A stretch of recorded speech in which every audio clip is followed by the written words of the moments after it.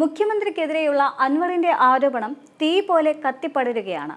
മുഖ്യമന്ത്രിക്കെതിരെ ഗുരുതരമായ ആരോപണങ്ങൾ ഉന്നയിച്ച അൻവർ സൂചിപ്പിച്ച പ്രധാനപ്പെട്ട മറ്റൊരു ആരോപണമാണ് കേരളത്തിലെ എല്ലാ രാഷ്ട്രീയ പാർട്ടികളുടെ തലവന്മാരും തമ്മിൽ ബന്ധമുണ്ട് എന്നത്.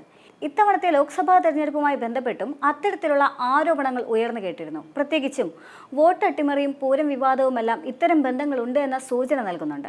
ഇത്രയും കാലം ചിത്രത്തിൽ CPM-ഉം BJP-യും കോൺഗ്രസ് എന്നീ പേരുകൾ മാത്രമാണ് ഇടം പിടിച്ചിരുന്നുള്ളൂ. എന്നാൽ ഇപ്പോൾ പുതിയ വിശകലനങ്ങൾ പുറത്തു വരുമ്പോൾ BDJS കൂടി വട്ടത്തിൽ ഇടം പിടിക്കുകയാണ്. തുഷാറിന് CPM-നോട് ഏതെങ്കിലും തരത്തിൽ പ്രതിബദ്ധത ഉണ്ടായിരുന്നോ എന്നതാണ് ഇപ്പോഴുള്ള പുതിയ ആശങ്ക.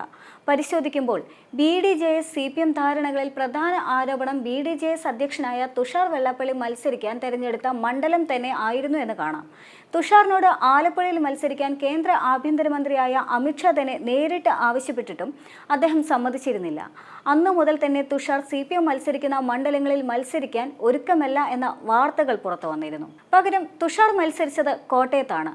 BDJSന് താരതമ്യേന ശക്തിയുള്ള ഇടുക്കി പാർട്ടിക്ക് അനുവദിച്ച സീറ്റായിട്ടും അവിടെ മറ്റൊരാളെ നിയോഗിച്ച് പാർട്ടിക്ക് ശക്തി കുറവുള്ള കോട്ടയം തുഷാർ വെള്ളാപ്പള്ളി തെരഞ്ഞെടുക്കുകയായിരുന്നു. കാരണം ഇടുക്കിയിൽ CPM സ്ഥാനാർത്ഥി ജോയ്സ് ജോർജ് ആണ് മത്സരിച്ചിരുന്നത്.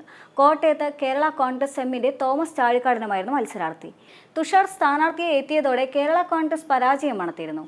അതിനാൽ തന്നെ തുഷാറിന്റെ വരവ് തടയാൻ കേരള കോൺഗ്രസ് നേതൃത്വം ഇതൊന്നും അറിയാതെ ചില CPM നേതാക്കളുടെ സഹായവും തേടിയിരുന്നു. ഇതുപ്രകാരം തുഷാറിനോട് കോട്ടയം തെരഞ്ഞെടുക്കരുതെന്ന് ആവശ്യപ്പെടാൻ അദ്ദേഹത്തെ നേരിൽ കണ്ട CPM ഉന്നതരും അവർക്കിടയിൽ അന്തർധാര അരക്കെട്ടുറപ്പിച്ച് തുഷാറിനോട് കോട്ടയത്ത് തന്നെ മത്സരിക്കണമെന്ന് CPM മത്സരിക്കുന്ന മണ്ഡലങ്ങളിലേക്ക് എത്തരുതെന്നും ആവശ്യപ്പെടുകയായിരുന്നു. ഇതോടെ കോട്ടയത്ത് CPMന്റെ ഈഴവ വോട്ടുകളിൽ വൻ ചോർച്ചയാണ് സംഭവിച്ചത്. VN വാസവൻ 10,000-ലേറെ വോട്ടുകൾക്ക് വിജയിച്ച ഏറ്റുമാനൂരിൽ പോലും ചാഴിക്കാടൻ 10,000-ഓളം വോട്ടിന് പിന്നിലായി. ഈഴവ വോട്ടുകൾ ചിതറി, നായർ വോട്ടുകൾ മറുകണ്ഠം ചാടി. കേരള കോൺഗ്രസ് എമ്മിന് വലിയ തോതിൽ വോട്ട് വിഹിതം വർദ്ധിച്ചിരുന്ന പാലായിലും കടുത്തുരുത്തിയിലും പോലും ഈഴവ വോട്ടുകൾ ചോർന്നതോടെ ചാഴിക്കാടൻ പിന്നിലായി. തുഷാറിന്റെ വരവിൽ ഈഴവ വോട്ടുകൾ ചോരുന്നത് മാത്രമായിരുന്നില്ല പ്രശ്നം. NDAക്ക് കിട്ടേണ്ടിയിരുന്ന നായർ വോട്ടുകൾ കൂട്ടത്തോടെ UDFനും പോയി. അത് ചാഴിക്കാടനെ സംബന്ധിച്ച് ഇരട്ട പ്രഹരമായി.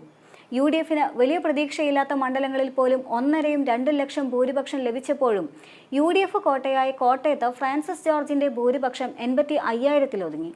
ഈഴവ വോട്ട് ചോർച്ചയും നായർ UDF വോട്ട് പോയതും ഒഴിവാക്കിയിരുന്നുവെങ്കിൽ കോട്ടയത്തെ ചാഴിക്കാടന്റെ വിജയം ഉറപ്പായിരുന്നെന്നാണ് കേരള കോൺഗ്രസ് എം ഇപ്പോഴും വിശ്വസിക്കുന്നത്.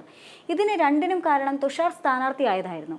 അതിന് വഴിവെച്ചത് തുഷാറും CPM-ഉം തമ്മിലുണ്ടായിരുന്ന അന്തർധാരയും. പക്ഷേ രാഷ്ട്രീയത്തിൽ സ്വതവേ മാന്യത പുലർത്തുന്ന കേരള കോൺഗ്രസ് എം ഇത് പരസ്യമായി ഉന്നയിക്കാനോ തർക്കത്തിനോ തയ്യാറാവുകയില്ല എങ്കിലും അണികളിൽ ഇക്കാര്യത്തിൽ കടുത്ത നിരാശയും അതൃപ്തിയുമുണ്ട്.